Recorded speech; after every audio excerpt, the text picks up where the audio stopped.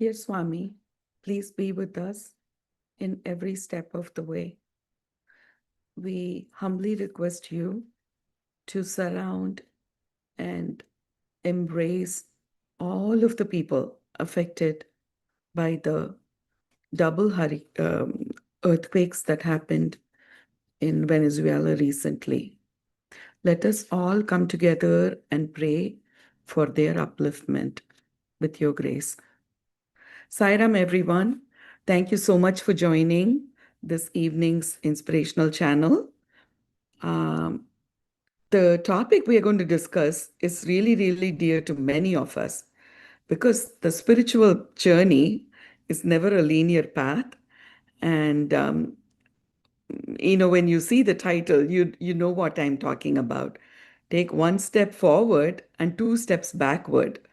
It feels like sometimes we feel so close to Swami. Sometimes we feel like, there is just that alignment is not there, and so on. So, how to have consistency in our spiritual practice and how to be always connected to Swami would be something I think that would be of interest to everyone. So, when our speaker today, brothers Subramanian Shankaran, he's no stranger to us. We have listened to him once before. He talked about Swami's core value, Satya. So today he's going to talk about one step forward, two steps backward. Brother Subbu is from Region 1, Boston area. He came to Swami in the late 80s through listening to bhajans and wanting to learn bhajans and wanting to be close to Swami through singing bhajans. So he taught himself to play the harmonium. And then through Swami's grace, he has had the good fortune of composing many bhajans. And he has made a CD and he has had the good fortune of offering it to Swami. Be with me, Swami. So that's a plea that all of us have, and brother is doubly blessed that he's able to sing to Swami because he feels like music is the closest medium to converse with Swami. So with that short introduction, I invite you, brother, to share more on this topic, and also maybe if you feel like you also can sing and take us through this journey. Thank you. Saira. Om Sri Sai Ram. I hope I'm audible to all of you. Yes, you are. न जानामि शब्दं न जानामि चार्तं न जानामि पद्यं न जानामि गद्यं शिरेखाशराश्च हृदित्योदते मे मुखान्निश्चरन्तीं गिरश्चापि चित्रम्. Dearest Swami, I offer these thoughts fondly at your lotus feet as an expression of my love and attempt to be liked by you.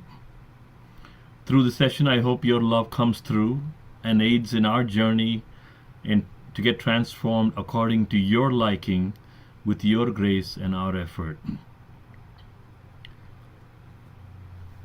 Dear brothers and sisters, Sai Ram to all of you.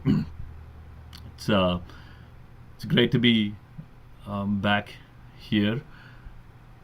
When Brother Murli called me a few days ago about, hey, can you speak? And it was very clear that Swami had planted that thought through Murli. He said, brother, it was interesting in our, last, I think in about a month earlier when we spoke, when we met at a different place in a bhajan workshop, we had discussed about this ek pag aage do pag piche, which is one step forward, two steps backward. And he said it's been ringing in my ears. Then I felt when he said that maybe Swami wanted that for me to just reiterate, to know more about exactly what my current situation is also. So I said okay to Brother Murli, thinking that it is not my problem. It is Swami's wish and it's Swami's word. With that, I wanted to start with this topic, which I'm sure many of us can relate to it. I wanted to start with a prelude here, which is very dear and near to me, and I'm assuming it's for all of us. This bhajan is very known to many of us here. हर पल हर क्षण भूल करे हम, पग पग ठोकर खाए, एक पग आगे दो पग पीछे साई, तुम तक कैसे आई, करुणा सागर परम दयालु साई. The prelude says, हर पल हर क्षण भूल करूं हम. Every step of the way we forget and we vacillate. एक पग आगे दो पग पीछे. We take one step forward, two steps backward. तुम तक कैसे आए? How did I reach towards you? In a simple math, if you do this equation, you take plus 1, you take minus 2, you're always a negative 1. Imagining the composer would have thought, how did I reach you, Swami? If I'm always minus 1, which means I'm retreating more, although it appears that I'm making a forward step. And it resonated so well with me because it is the state of my life. And I felt, as the next several minutes when we're talking through this, I pray and have all of you to think through your own life situation, especially be connected with Swami and connect with your own experiences. May the speaker be forgotten. May all the stories be forgotten. The message of Swami should be remained intact. With that being said, I was reminded when Dr. Hislop passed away, Swami told a very important statement about his life. Swami said Dr. Hislop had a very steady growth. He said these days when we think today we are very excited about Swami, the next day we are, oh yeah, we're dull, the next day we're super excited. And Swami said with Dr. Hislop, who many of you know, who is one of the oldest devotees in the US, he passed away several years ago, but one of the ardent devotees who lived in the area of San Diego, California.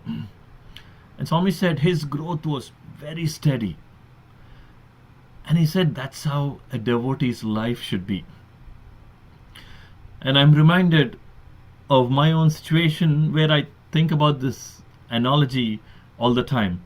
It's very difficult to control our own tendencies, despite all our spiritual practices that we do, because we all love Swami, we all do take several spiritual practices. It's like the garlic and the onion, right? When we scrape away after we cook, the smell still remains. What do? It's the vasanas that we carry out with, right? Because it's so important that in this context, Swami gives an example of a dog. So Swami says when there was a person who goes to visit a friend, and there are several dogs there, and you walk into the home, and the dog comes running at you to bite you. Do you literally fight with the dog? Because when you fight with the dog, obviously you're going to get bitten. It's going to take double the force at you. So that will not work. If you run, it'll run faster than you. Then you tell your friend, oh friend, I came to see you and not your dog. Then the owner comes rushing towards you, and the owner summons the dog and the dogs go away. Then you talk to the friend. Swami says, similarly, this is exactly the situation. The owner is God. The dogs are our weaknesses, like failures, all of these, all the problems that we have, all the weaknesses that we have. And Swami says, you call the owner, the owner will chew away all the dogs. In this case, when we are bound with this plus one minus two phenomenon, we always try to reach out to Swami first. We call out his name because we know that the answer is in the prelude or the bhajan. Although I take one step forward, two steps backward, Swami, the only way that I reach to you, because the answer is there. Karuna Sagar Paramadayalu Sai. Because you are the ocean of compassion. Only because of your mercy I was able to reach you. It is nothing because of my intellect. It is nothing because of my extraordinary efforts or anything like that. It's sheer compassion and mercy from you, Bhagwan. And with that being the theme, I wanted to just start with my experience, which happened a few years ago. The entire talk would be around this experience. A few years ago, I was visiting a relative of ours in Western New York. We had a bhajan. This is in the month of November, just before Swami's birthday. The previous day, we had a bhajan in my relative's home. In the evening, we finished the bhajan. The next day morning, we were clearing up the space, taking the pictures, putting it back in the altar, and cleaning up the place and things like that. As I was taking a picture of Swami back to the altar upstairs, in Swami's altar, I stepped into a room, there, Swami's altar, and as I placed Swami's picture there was so much of silence that it just captivated me, and it was so attractive. So I decided to just sit there, and then they had a bowl in front of the Swami's altar.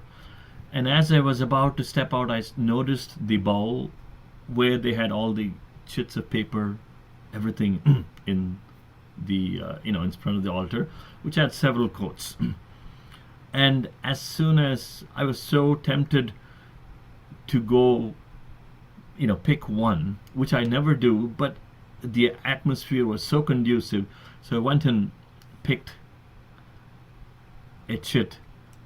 For some reason, this is the chit that I had, which said, "Sit and talk with me." And I was so enamored by that. And I closed Swami's room, and all I did was I sat in front of his picture, just closed my eyes, started to pray. And this time I said, Swami, I'm not going to ask anything, no request, nothing. All I'm sitting here is to absorb something from you, Bhagwan. And nothing more, nothing less. As I was going through this, it was a beautiful message that Swami gave, where he said, constantly I could hear Swami say, be like the lotus, be like the lotus. And he kept several times saying the same thing, be like the lotus. And as I was contemplating on, I started to write in a piece of paper before I forget. And he said, bees like lotus. And he gave a beautiful explanation of the word lotus. He said, love, tolerance, unaffected like sai.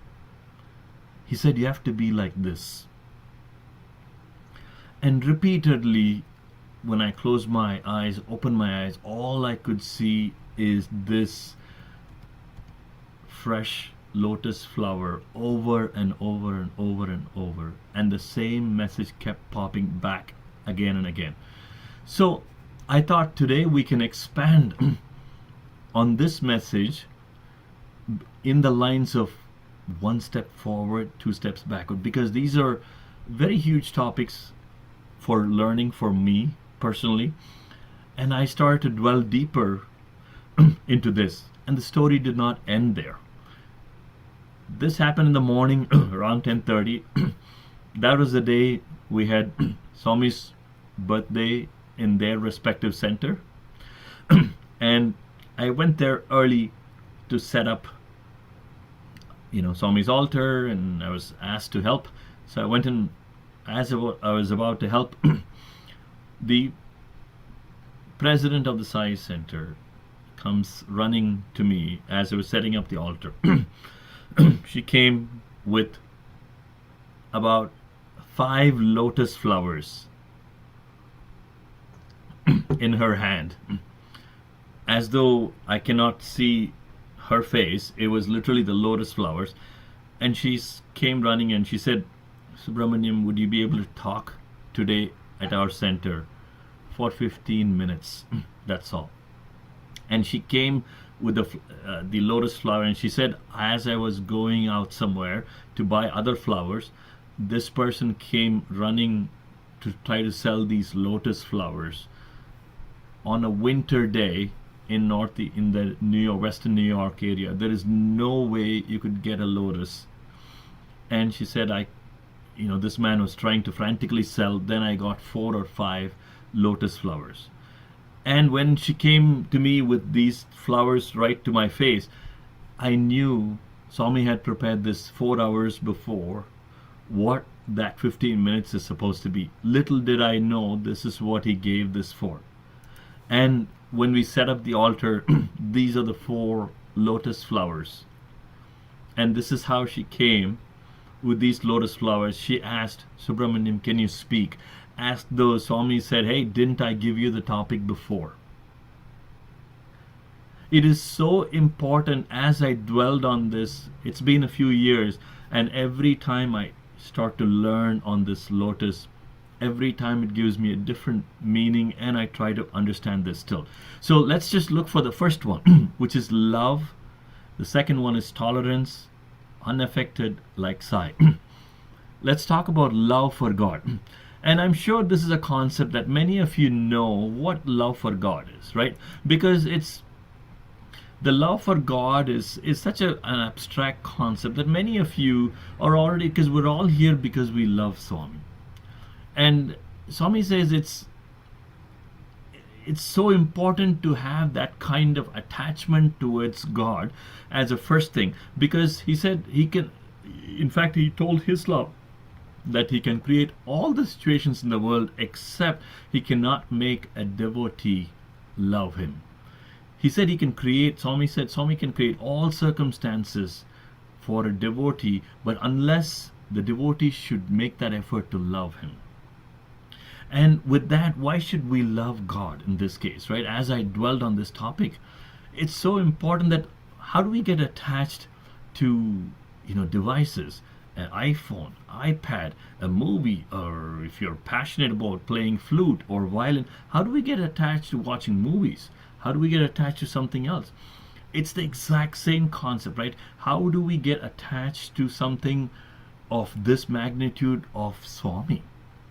So as I was dwelling on this, in fact, there are people who could have come to Swami first, much earlier, or people who would have, been here really late in terms of whenever they are at the right time. But I've seen many people say this, hey, I cannot develop the feeling of love towards God. What should I do? And Swami gave a beautiful story.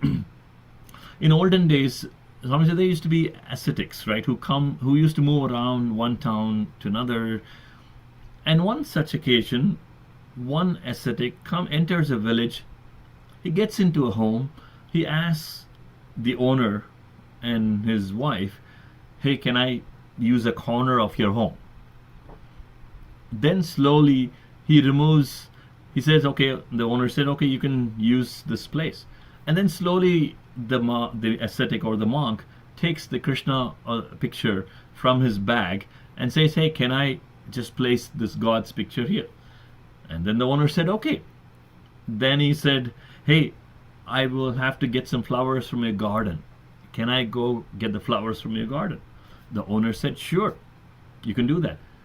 And then he did that. And then the next he said, "Hey, I want to do some naivedyam to this god. Can I use your kitchen to make something?" Likewise, he says, slowly and steadily, you try give him some small space. How he enveloped the entire home after that. Swami said, this is how you allow God to enter into your lives. You will see magic, you will see mystery unfold in your own life, the entire life. And Swami said, this is nothing to do with loving God, right? But it's more important that you give him that space and see how he can perform miracles after miracles. And give Swami the chance of having him work. You give him a small space and slowly see how he occupies your life and how he makes decisions for you, so critical phases in your life. I'm reminded of a very important story.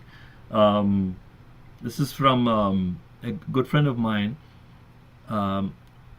who he and his wife had to go through some kind of a misunderstanding, and it went all the way up to separation. And before they decided they'd separate, one of the elderly persons said, "Hey, it is okay you do this, but I have only one request for you. All you need to do is just go see Swami and come back and then make a decision." So this gentleman went and saw Swami, and obviously the wife remained back here, and then back in their home. And this person went and saw Swami. As soon as he got into the darshan, Swami came. There were no words spoken between Swami and this gentleman. And as soon as Swami passed him, after the darshan was over, at the same time the husband and wife call each other, and they had that feeling of love and happiness inside them, and they decided they're not doing any separation or divorce, anything like that. No words spoken. Giving Swami a chance with no interaction changes life. So the love for God is so important. All you need to do is give him the time, give him the commitment towards him, and see how your life takes shape. And in that respect also, I'm reminded of an experience which I'll probably make it quick. This is back several years ago. There was a time when we used to take a bus from the city where I lived in Chennai to go to Puttaparthi. And as this is one of the years when I went from United States back to India. And during the holidays, it's about December time frame, and I went and booked the tickets to Puttaparthi through train. And as soon as I booked the ticket, came back home, I received a phone call from another good brother of mine. He says, "Sairam, Subbu, I heard that Swami is going to Brindavan tomorrow." And then I had just booked the tickets to Puttaparthi at that time. Little did I know. Then I said, "Oh my God, then I'll go change it." So I went back the next day, canceled that ticket, purchased the ticket to Brindavan, to Whitefield in the train, and then came back, entered. The same brother called me again. He said, "I heard Swami canceled his plans. He's remaining in Puttaparthi only. He's not going to Whitefield." So, and I didn't know what to do at this point, because there is no way when I book the tickets and come back, he would know. How come the timing is so perfect? It is not something coincidental. At that time, I remember my father said, it's best not to, you know, call many people. Maybe it's good to pray inwards to see Swami, whichever way he wants to do, leave it to his will and we'll go. And little did I know, those days when I used to call Sundaram, and Sundaram's, you pick up the phone and you say, Sairam, Swami is currently, as of this minute, he is here. And that's how it'll be, like a recorded message. Nobody knows what the next minute is going to be, and that's how it'll be. So, in any case, I didn't know any information, so I had booked the tickets to Brindavan, and I did not change it this time, but my prayers intensified, and myself, my parents, my grandparents, all of us went. We went, we took the train from Chennai to Brindavan to Bangalore, Whitefield, and little did I know where Swami is. So my calculation was, when I reach Brindavan, if Swami is not there, then we'll have to take a car to Puttaparthi, and then I'll miss one darshan. So all of these calculations were going on, and reached 4:30 in the morning, 4:45 in the morning in Brindavan. As soon as I reached there, I took an auto. We had like two autos at that time. I remember taking it, and then I asked the auto driver, "Sir, do you know if Sat Sai Baba is there?" And he said, "Sir, I don't know anything. I didn't go for Savari that side." So adding to the tension more and more. And as soon as we crossed the Kadugudi, for many of you who know, Vrindavan is an ashram where it's very close to the Kadugudi railway station. So as soon as I went past it, immediately the driver said, "Sir, Sati Sai Baba is here." I said, "How do you know?" He said, "Otherwise, not even a mosquito will be here. There is a lot of people." Then I immediately, it's like the calf going to the mother, right? Because as soon as I got out of the auto, gave him whatever I wanted, I threw the luggage into the cloak, whatever it is, I just rushed inside. As soon as I rushed inside, I met another brother of mine who was from Boston at that time. He came in face to face out of all the people, again set up by Swami, I believe, and he said, Subramanian, do you know something happened? Swami was about to leave for Puttaparthi yesterday, but he stopped and he decided to stay. That millisecond, I knew, Swami, for one person, you could do anything you want to just make one person happy. And tears rolled down.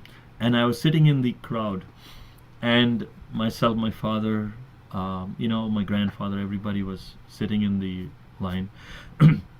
And it was Christmas time. So the Sevadal comes up to the front and he says,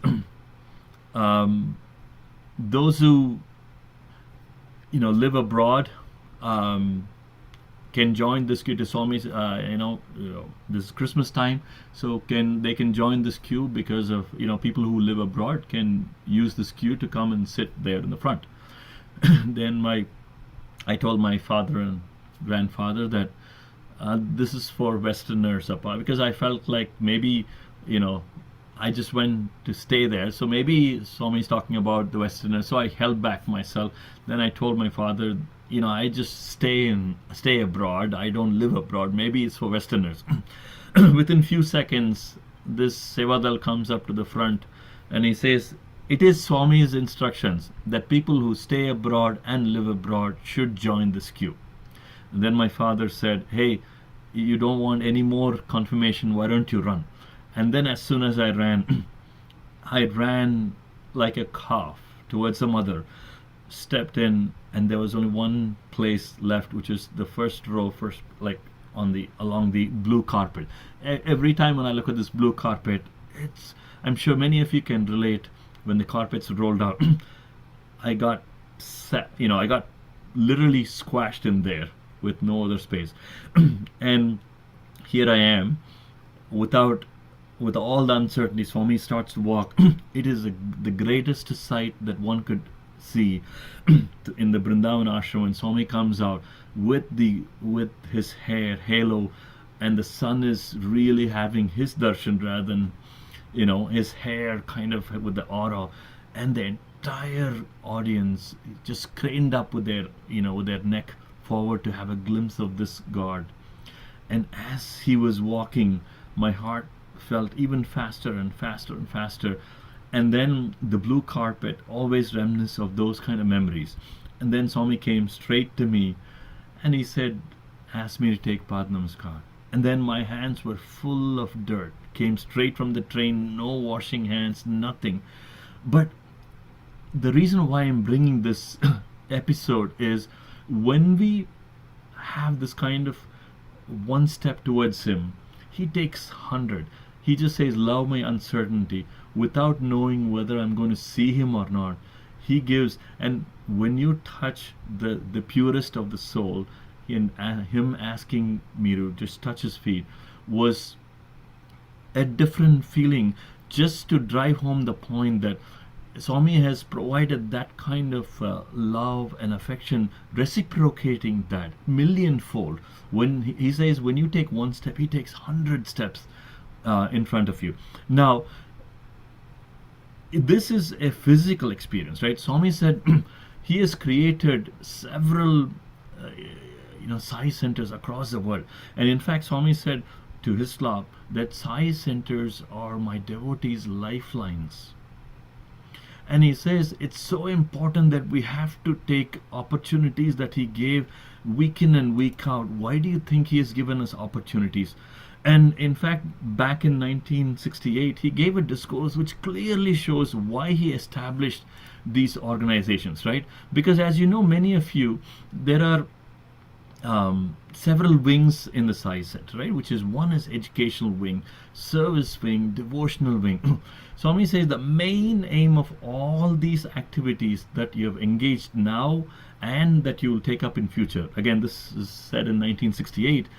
He says that the one of the main reasons is the Chitta Shuddhi, which is cleansing of the mind. There is no other purpose, he says, to carry out all this. He says all of us can experience his love and have that Chitta Shuddhi very clearly. He says, imagine you have a dobi.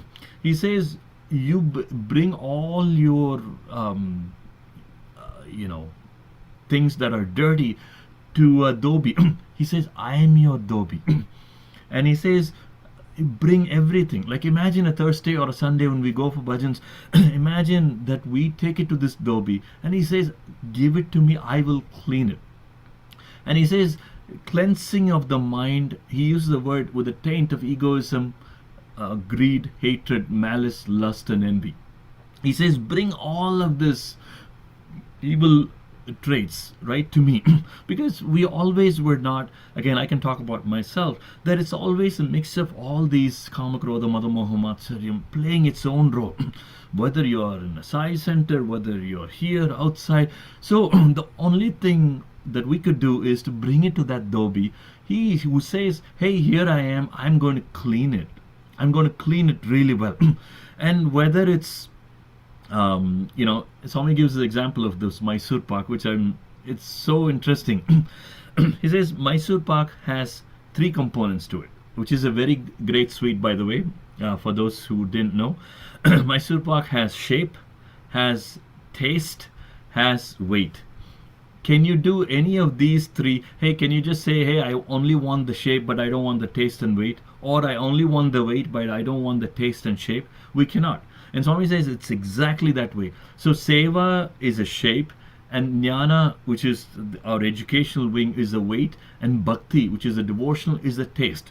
And Swami says all of these 3, which is still a Seva, right? Because if you look at service, we take care of the body related issues like soup kitchen service, medical Seva. All of this takes care of body related issues, and that is being solved by the service wing, right? Now you look at the Ashanti in yourself, which is driven by, basically, which can be eradicated by, Swami says, bhajan is the only way through which you can remove the Ashanti, Manashanti can be removed. Now the third one, need to know more about Swami's literature and stuff, which is the education wing. All 3, they're under a Seva wing, which is because Satyasai Seva organization. So no matter which path we take, Swami says the most important thing is everything, your Chitta Shuddhi should improve. which means the mind should be cleansed. Every activity that you do, he says, if this is a question that we have to ask ourselves, right? Is this increasing my affection towards him? Is it contributing towards my own chitta shuddhi or not? So how do you know the chitta shuddhi is there? He says your mutual love will increase. He says that is the only sign of growth. The only sign of growth is your mutual love will be there. Paraspara prema. That paraspara prema which should expand. If you look at your own thing, we will know. Are we filled with hatred? Are we filled with jealousy? Oh my God, why did this not happen to me? Oh, how did I not do this? How did I not do? All of these are signs of weakness. Swami says the sign of growth is mutual love for one another should grow like the lotus that he showed. But in that process, what we need to do is our focus should remain very clearly on the object. Meaning, in this example, where you see this is a Buddha's concept of many times we take care of bhajan or service or any educational thing, tend to focus more on the finger, which is the activity itself. But the activity shows the path to the moon, because we should never mistake the finger for the moon. Because the finger, when we try to beautify, say, oh my God, how great the bhajan is, how great the service project is, oh my God, so many people. If we try to beautify everything around us, then we forget the moon. The second example here, the boy is ready to jump into the pool, but he is just standing there. He is using the diving board. But is he using it? Unless he is jumping in, he will never experience that happiness. If he stands there, make sure, wow, what a great diving board I have, he will never be able to experience that kind of happiness. So in order to achieve chitta shuddhi, the affection towards him, it's so important that we keep the focus on him and him only. In other words, Swami says the proof of rain is also the wetness of the ground. Because the reason why I say this is, love for God, Swami says, which is great. But how do you know you have this love for God? How does it manifest itself? So this is a cheat that I try to, again, as I'm reading this, I'm reinforcing for myself that this is the path that I would like to take. So imagine it's a balance weighing scale. On the left side, your love for God, and we see each of them, right? If we do a self audit on ourselves, on the love for God, is my love for God greater than my focus on the defects in others? Because many times we focus on the defects. Oh my God, this is not correct, that's not correct. And Swami says, I never look at defects in people. He says, my vision will always look at good things, although they have impurity in them. In fact, Swami highlighted this to Dr. Hislop in a letter. He says, we should never focus on people's negative qualities. We should always appreciate the good qualities. Thereby, the positive feeling will shame them to correct their defects. What a beautiful statement in terms of how to conduct ourselves. And Swami represented himself. He said, I never look for defects. In a discourse, he said, although there are impurities that I know, his vision is always looking for the pure things. So, if my love for God is true, my love for God should be greater than the focus on the defects in others. Second, how many times we get this feeling of the pride that sprouts within all of us at time to time. If my love for God is true, maybe the love for God should be greater than the pride that sprouts within me. That's our humility meter right there. Humility is not to bend over back and say, wow, this is great, Sai Ram to all of us. But to see that maybe someone else has a perspective. That is humility, without that pride in us ourselves. Next, in our daily complaints. Imagine how many times we complain. Instead, if my love for God is true, maybe my love for God is greater, then my daily complaints will go down because my love for God supersedes that. And then that's our gratitude meter. Likewise, each of us, if you look at it, my willingness to forgive somebody, how many times have we thought about forgiving somebody rather than holding this for lifetimes? How many times, like even this past week, I've been very clouded, in order to not be able to make decisions in certain things at work. And so, this is a true testament this week that this reinforcement came, was, hey, how is my love for God? If my love for God is greater, then the chaos and anxiety should subside. Although how clouded my mind is, that should be our equanimous meter. And finally, Swami gives this example of Hanuman, which is very interesting. He says, love for God should not be like, imagine if Hanuman was always at Rama's feet. Do you think Ramayana would have existed? And Swami says, whenever we're assigned a task, we always question ourselves. Oh, will I be able to do that? And Swami gave a beautiful example of Hanuman when Rama started asking each of them, hey, are you ready to go retrieve Sita? And he went and asked every single person, and everybody said, oh, I can do it, but I don't have enough strength. I can do 1/4 of the task, but I'm a retired person. With all of these reasons, all of these people gave different reasons. When Rama went to Hanuman and he said, Hanuman, can you go? Hanuman instantly said yes. And Rama asked, do you know where Lanka is? He said, I don't know. Do you know where, how Sita looks like? He said, I don't know. When you don't know anything, how did you accept? He said, Hanuman gave a beautiful reply that Swami said was, I'm confident when you assign to me, Swami, the task of searching Mother Sita, you would give me the strength to cross and the knowledge to find her out. What amount of love. This is love for God, Swami says. So if my love for God is greater than my ability to pursue a task, because when we take up a task, Swami has already willed it. He is already 2 steps ahead.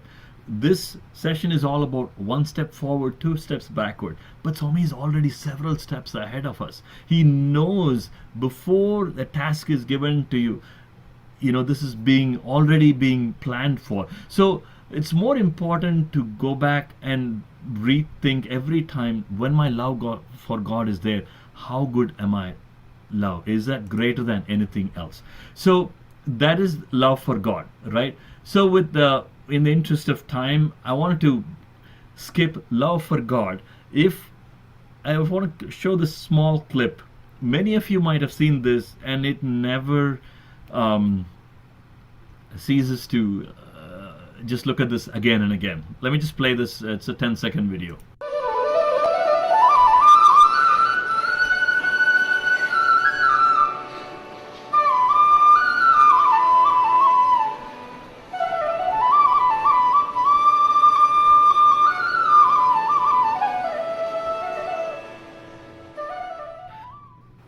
So I'm sure you would have noticed this every time, and many students, Swami students or staff or anyone who goes to speak in Swami's presence, they take Swami's blessings.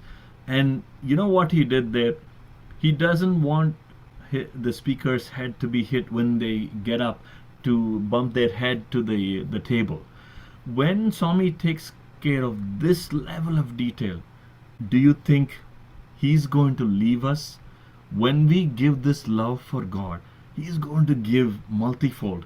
In fact, I'm reminded one time when one of my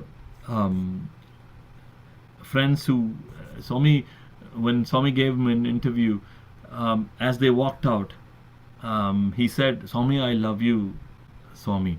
And Swami responded back immediately, I love you more. And it's just one word more, but it means the world. And as I was contemplating on that, it's so important to know he always is a step ahead. So every time when we doubt, when we are chaotic, when we do a lot of these things creep in, because we're all humans, But it's so important. Imagine that every step of the way there is no problem in our lives that he does not know. Do you think he would not know? Yes, absolutely he knows. But for any problem, he knows, he loves, he cares, right? But if he chooses not to solve, not to take any action, that means we have to learn at that time a quiet acceptance. This is also called love for God. Love for God is not just to say, yes, I love God, but I cannot accept.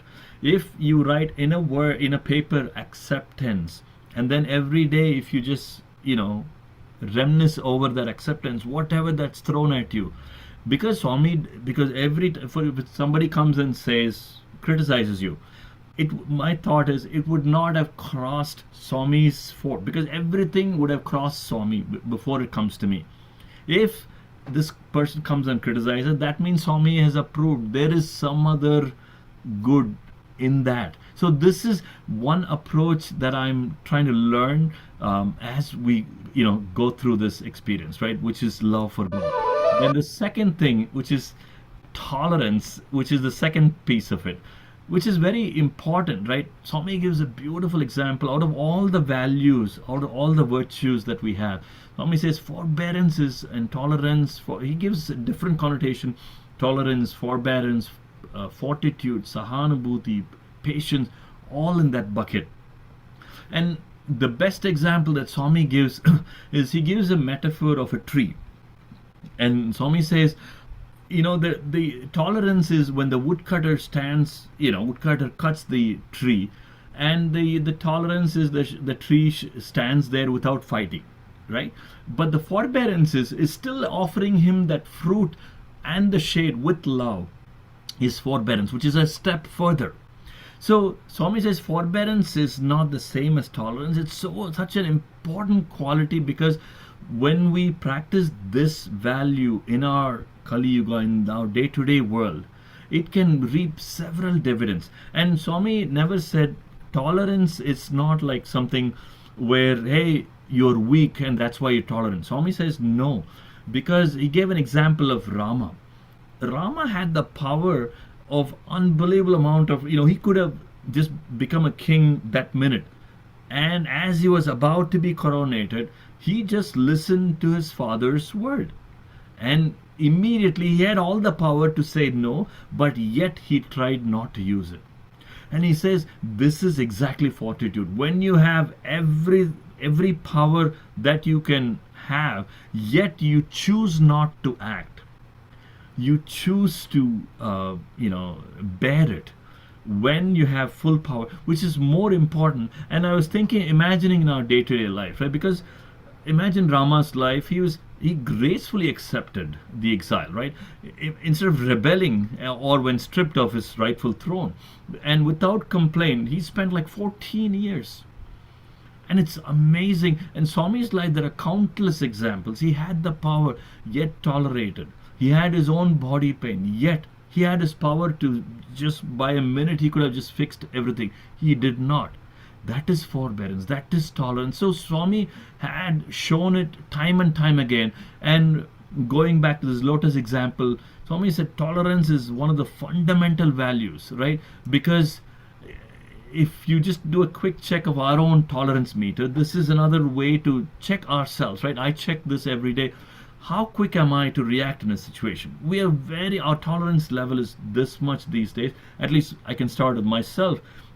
When there is, computer is not working, when my phone is not working, we tend to react quickly. Oh my God, this is not doing that. That's not. How often? It's a good check to know per day, at the end of the day, to know how many times we complain. And it's good to know, can I bear things when in discomfort? It is not a big deal. Many scholars, saints, Parama Purushas have tolerated many things. It is not a big deal. Finally, if you start to tolerate and endure this forbearance and things like that, what you'll see in your side is you will see how your asks to Swami reduce normally over time. It is very important rather than asking this, A, B, C, D, E, try reducing the asks. And that starts from patience, that starts from tolerating, that starts from loving and accepting what he gives. So, love, tolerance, right? And then we can practice this in our professional life. Imagine you're going through a disappointment in a missing promotion or a failed business idea or whatever it is. It's good to see in the hidden struggle, maybe acknowledge some of the good things that that person has done. Some of Instead of voicing negativity about the situation, maybe having a broader vision. How do we shift the reaction towards forgiveness? Those are some of the things that helps us. Imagine a lotus situation, right, where Swami talks about this unaffected nature, because he says this lotus, without water it cannot live for a moment, and without mud it cannot live for a moment. But the beauty is the lotus will neither touch the water nor touch the mud, because he does not want us to live apart. Swami says the man, we are born out of mud of past lives. We are floating in the water of family life. So it's so important that both, we cannot be completely engrossed, because the lotus refuses, even if you put a drop of water, it will refuse to get wet. So Swami says it's important to be like the lotus. And finally, and I think, which is the last one, love, tolerance, unaffected, like Sai. And this like Sai is such a phenomenal thing. How do I be like Sai? Right? And as I was contemplating on that, over the next 5 minutes or so, I'll just kind of go through. He's Gunatita. He is. If I start to think without using the word divine, because I don't want to use the word divine, but if I see his human qualities, there are several times where I've been amazed. I remember back in the first quality, right, engaged in actions, no breaks, and these are like, you see how Swami is engaged in continuous activities, morning till night. There is no break. Even as a family member, imagine how many times we take breaks. I remember back in 1991 when Rajiv Gandhi was assassinated, when we were driving from Chennai to Brindavan, at that time Bangalore, and we were hoping the entire nation was in a Bandh state, right? Everything was shut. But when we reached that summer course, there nothing changed inside.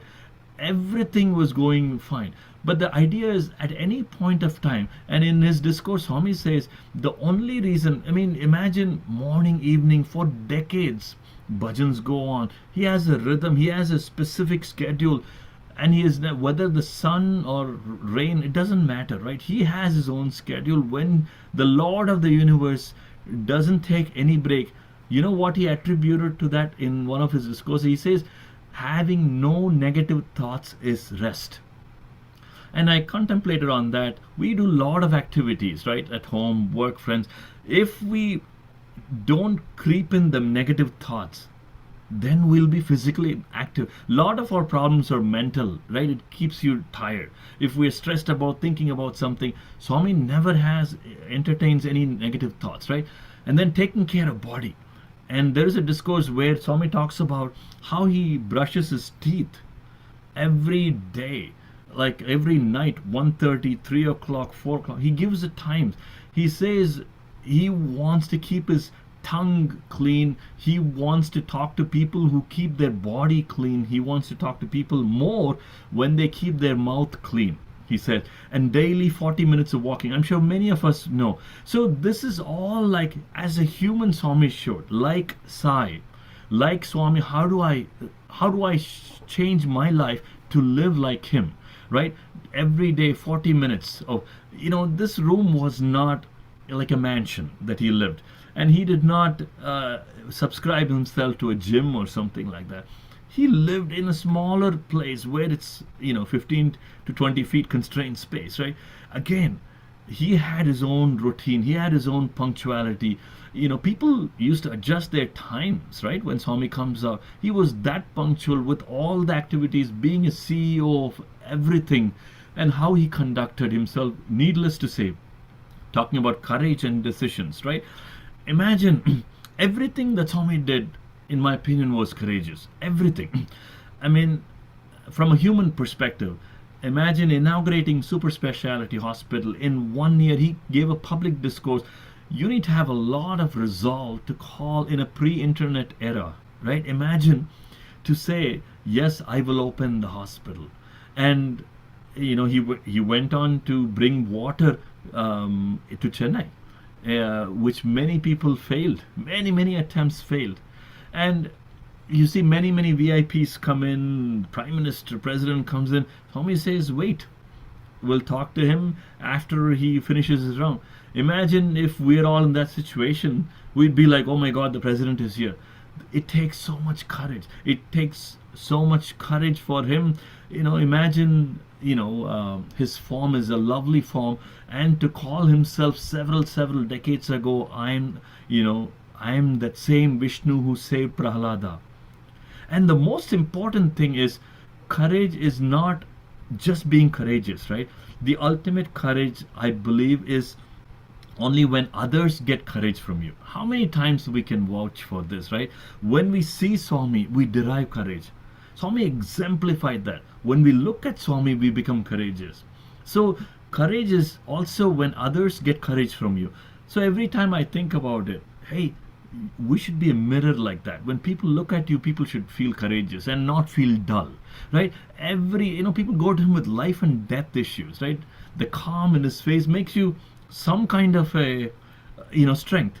He says, like, God is like a reserve bank chairman, right?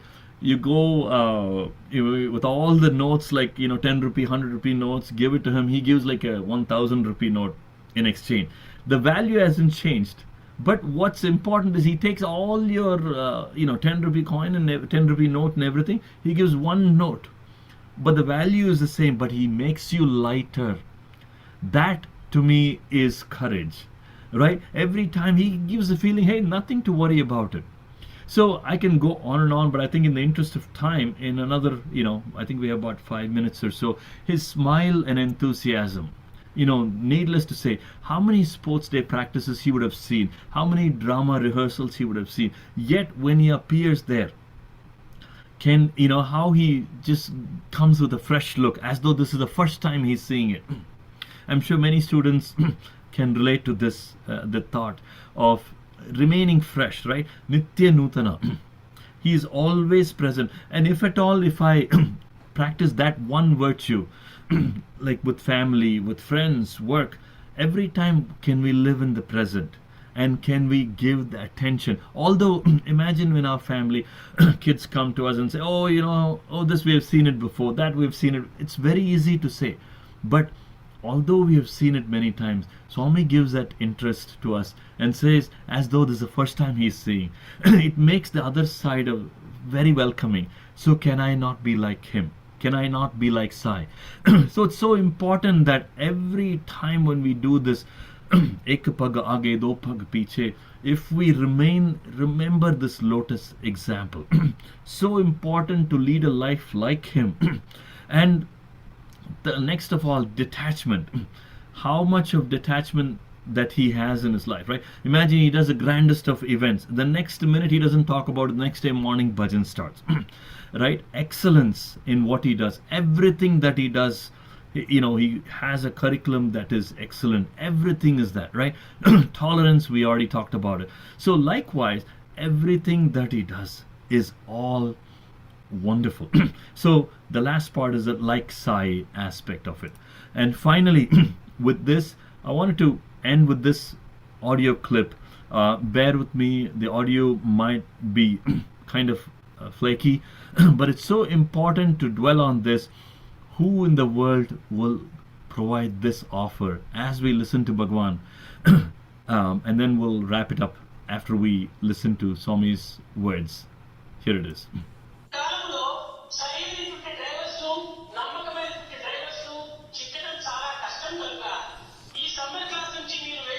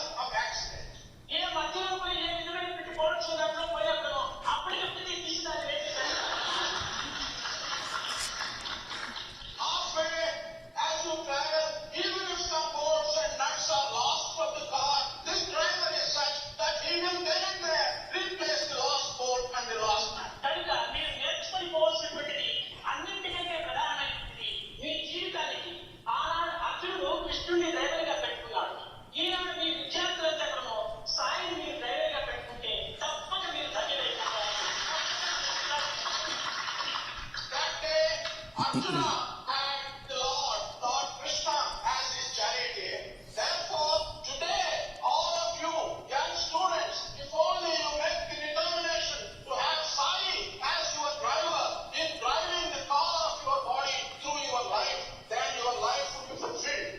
Sai అనగా సాయము అనేటువంటి సాయి నిరంతరము సాయిగా ఉంటుంటాడు ఈ Sai. Sai means one who gives help at all times. He who helps is Sai. Who in the world will offer themselves like this? Who, sir? Brothers and sisters, I think we, although our life is always plus one and minus two, I'm not too concerned about myself because I have Swami, and likewise, all of us, we all have Swami. As a driver, we all fail, make mistakes. You know, we're not chasing perfection here, but what Swami needs is that commitment. What Swami needs is, hey, take me with you. It's okay, he says. Who in the world will do this? With these few words, I think I wanted to, seek Bhagwan's permission to close this, and may Swami provide our love to increase more and more every day. Jai Sai Ram. Thank you for the opportunity. Sai Ram. Sai Ram. This is such a beautiful, beautiful session. Thank you so much. Swami had a reason why you needed to be back in our session talking about this, because all of us are going through the journey. And as you were talking, I mean, you gave us such practical pointers. It's not, yes, our math is we go one step forward and two steps backwards. But Swami also said, you take one step forward, I take 100 towards you. So even if he is at the first step, if he's at 98 closer to us, we are coming out winners, right? Once when we are in Swami's fold, he is not going to forsake us. So what we need to be doing to continue in that path, how can we make our distance shorter, were the practical examples you shared. But as you were talking, I was really remembering Swami's words when he said, proceed step by step in the spiritual effort, making sure of one step before the other. Do not slide back two steps with one pace forward. So, having said that, he also gave this big assurance, right, in a letter that he wrote to Charles Penn. When you were saying, take me along with you, I will be your driver. Charles Penn very nicely wrote in his book and said how, he used to be a rescue pilot. And Swami said, you don't need to be looking out the window. I will be sitting next to you. I'll be looking out for you. And I will show you who are the people that you need to rescue. And then he also told very profoundly, I am yours, whether you like me or not. You are mine, even if you hate me and keep away from me. That much of an assurance he gave. And he said, further, your mission has begun. Each of you has a unique and valuable part to play. I call upon you to radiate the devotional love within you. To successfully perform your part, always remain centered upon me. When you were saying, call that God, call that master to take care of the dog, similarly, when we have our focus centered on him, he will make sure to give all the necessary qualities that we need to have, I suppose. I think just listening to you made me think that's his assurance for us. So our job is only to follow the words and be true to those words, and then he will give us that grace to realize him in this lifetime fully. Thank you so much again for sharing. We really, really appreciate it. Friends, this brings us to a close. But before I close, I want to remind you once again that we have a region-wide call from 9 p.m. to 9:15 p.m. for the next 3 weeks. It started last Saturday. So till July 17th, we will be praying collectively. Of course, it's open to anybody in any region. We have a link that we have posted to everyone. People join in and we listen to Swami's voice chanting the Gayatri followed by Om Shanti and Samastaloka. So that helps us to focus our mind and keep them in focus, and then pray for the brothers and sisters who are affected in Venezuela. So I certainly hope all of you are able to join as as it as your schedule becomes available. And the second thing I want to say is advance greetings for a wonderful, wonderful Guru Purnima. This month is such a sacred month. I wish all of you a very divine Guru Purnima celebrations. And remember, our retreat is coming up. I believe July 12th is the first deadline for the early bird registration. I hope you have already registered. If you have, thank you so much. Then I request you, as a second step, to please talk to your friends and your neighbors, encourage them to register. If you haven't yet registered, please do so as quickly as possible. Just not so much so that you're going to save some money, you're also helping your brothers and sisters who are putting together this wonderful retreat. We have fantastic speaker sessions. Brother Arvind Subramanian is going to be here from Bangalore, and Brother Edilio Perez Sanchez, who's a fantastic devotee, Venezuelan who's now settled in Florida. He will be here. He'll be talking. Many of you already know him from his book, Realization is a Reachable Goal. So please, please, please, I request you to register as early as possible. There are fantastic programs through SSC, through the youth, the adult sessions, the devotional sessions. You do not want to miss it. So, having said all of that, we're going to close this session thanking Swami for bringing all of us together and with Om Shanti. Om Shanti, Shanti, Shanti.